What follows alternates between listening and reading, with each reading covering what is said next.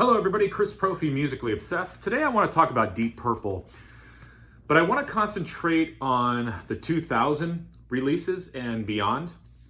And there's been a lot of talk about Deep Purple lately because they just released their new album, Whoosh, which is amazing. So I thought I would sort of concentrate on some of those kind of lost albums from like 2003 and beyond because, you know, I've heard a lot of talk, you know, from people I know and even on the internet. They're like, wow, Deep Purple came out with a new album? I didn't even know they were still recording.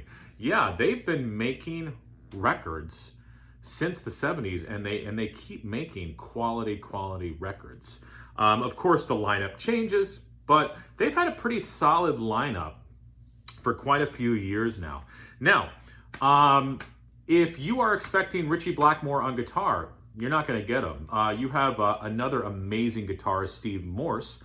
Steve Morse is from the band Dixie Dregs, and I'm not really too familiar with them. I've heard of them, I've heard a little bit of their stuff, but I want to get more into them.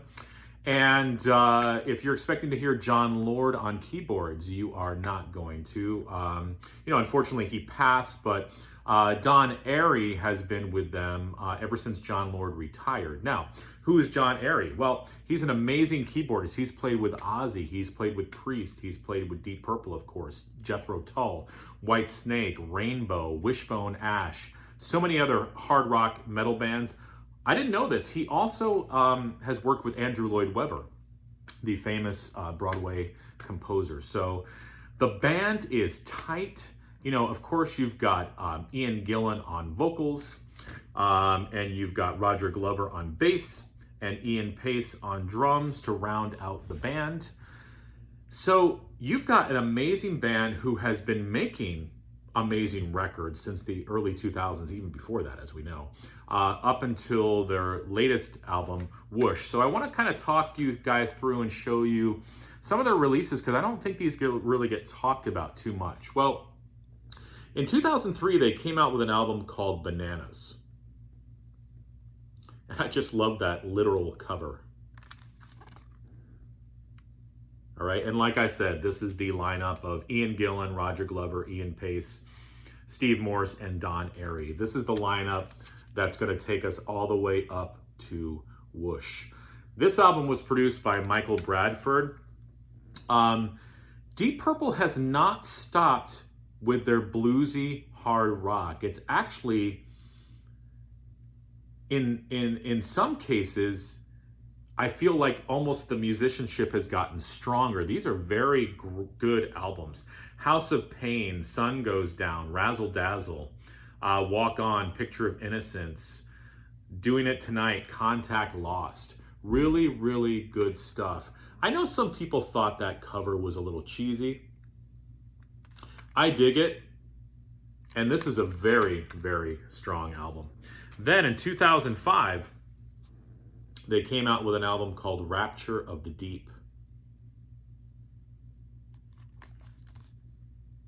Okay, this was also produced and engineered by Michael Bradford. I'm talking about the producer because it's going to come into play in the next few albums. This was another strong album by Deep Purple. Again, you have the same lineup. Money Talks, Girls Like That, Rapture of the Deep, clearly quite absurd, which is a great ballad. Don't Let Go, Kiss Tomorrow Goodbye, MTV, which is you know, a funny tune, Junkyard Blues, and Before Time Began. Just another strong album. I mean, you listen to these records, CDs, cassettes, whatever you guys have, you can just hear the musicianship. These guys are playing their asses off, and Ian Gillan, you know, he doesn't have the scream that he used to, but the way that he channels his emotions through his vocals is amazing. So I would definitely say to you, if you are a Deep Purple fan, if you are a fan of bluesy hard rock and you have never heard these albums, I would definitely check these two albums out. Now, these were both produced by Michael Bradford. Very good albums. But then, something happened in 2013. And what happened is they brought in producer Bob Ezrin. And At that point, Deep Purple was ready to do a string of 3 albums that are amazing. It started in 2013 with this album, Now What? Love that simple cover. Okay, again, this was produced by Bob Ezrin. Great photo of the band. Okay, these all come with great booklets. This also comes with a bonus DVD. And, you know, there's some conversations on here, some bonus audio content. Bob Ezrin, as we all know, the master producer, was even able to get more out of Deep Purple. He was able to broaden their sound, to beef up their sound, to bring out the best in each musician. I think I remember hearing something, I was reading something that Ian Gillan had said, how Bob Ezrin was able to almost,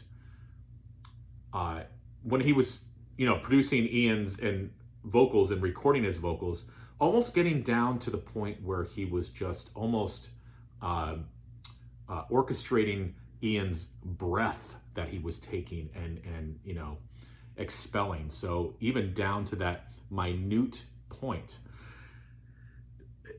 This is a great album. Hell to Pay, A Simple Song, Bodyline, Above and Beyond, Blood from a Stone, All the Time in the World, Vincent Price, which is a great song. It'll Be Me. What I like about these later Deep Purple albums too is if you are into the Ian Gillan solo stuff, you know, the Ian Gillan band, all of his Gillan releases, you'd be into this because Gillan brings in that sound as well. And of course, Steve Morse on guitar. He's an amazing guitarist. You know, obviously he has a different sound than Ritchie Blackmore. He doesn't have the name Ritchie Blackmore that everybody recognizes, but I'm telling you, if you listen to this guy, he rips on guitar. And then Bob Ezrin continued to produce for them. And then I'm just looking for the year of this album. I should know it. 2017. They came out with Infinite. And this is the tour that I saw them on. I've talked about this concert. Deep Purple opened for Judas Priest. An amazing, actually no, I'm sorry, Judas Priest opened for Deep Purple. An amazing show. I love that cover. This is another strong album. I think out of the 3 Ezrin produced albums, so this is my least favorite, but it is still very, very strong. Time for Bedlam, Hip Boots, groovy tune. One Night in Vegas, Get Me Out of Here, The Surprising, Johnny's Band, which is a really cool song about a band starting up and, you know, kind of the things that they go through. Birds of Prey is an awesome song. The only drawback of this album is they do a cover of The Doors' Roadhouse Blues. Sorry, Deep Purple, not into that cover. I can see you guys covering that song, but it's sort of a lackluster effort. I'm really not into it. They could have just taken that off, and you know what they should have put on there? I also have the single Time for Bedlam. This includes a song called Paradise Bar, which was not on the original album. They should have put Paradise Bar on there and taken Roadhouse Blues off of there. So this has, this is the single for Time for Bedlam, but it also has, like I said, the non-album track Paradise Bar. It also has a couple unreleased instrumental versions of Uncommon Man, and it's got a rehearsal version of Hip Boots, which was, says here, it was recorded by Ian Pace. So really, really good album. It's the weakest I feel out of the trilogy, and when I say weak, you know, it's still awesome. Take Roadhouse Blues off of here, put the song Paradise Bar on, and you've got a killer record. And again, like I said, I saw them on the Infinite tour. Priest opened for them. Amazing concert. Now, that brings us up to their latest album, and it's the 3rd album produced by Bob Ezrin, Whoosh. And I've seen a lot of people talking about this album, and I can understand why. I think this is my favorite out of the 3 Ezrin produced albums. Again, you've got excellent songwriting, amazing musicianship. Ian Gillan's vocals, again, does he have the scream? No, but he knows how to sell a song and channel that emotion through his vocals. I've been listening to this album a lot. You know, I believe that they Throw My Bones was a single off this album. I love We're All the Same in the Dark. It's, you know, fitting for our times that we're in now. Nothing at All, No Need to Shout is a groovy tune. What the What, funny, brings in that Gillan humor. There's some instrumentals on this album, and there's a bonus track called Dancing in My Sleep, which is a really nice upbeat way to end the album. Okay, so for those of you out there who are like, wow, Deep Purple has a new album, Whoosh? I didn't even realize they were still recording. Yeah, go back. Before Whoosh, you had Infinite. And before Infinite, you had Now What? And before Now What? You had Rapture of the Deep. And before Rapture of the Deep, you had Bananas. And then you can keep going back. I believe in 1998, they released an album called Abandoned, which is really, really good stuff. So if you stop listening to Deep Purple after Perfect Strangers, you've got some catching up to do, friend. All right, guys, enjoy the rest of your day.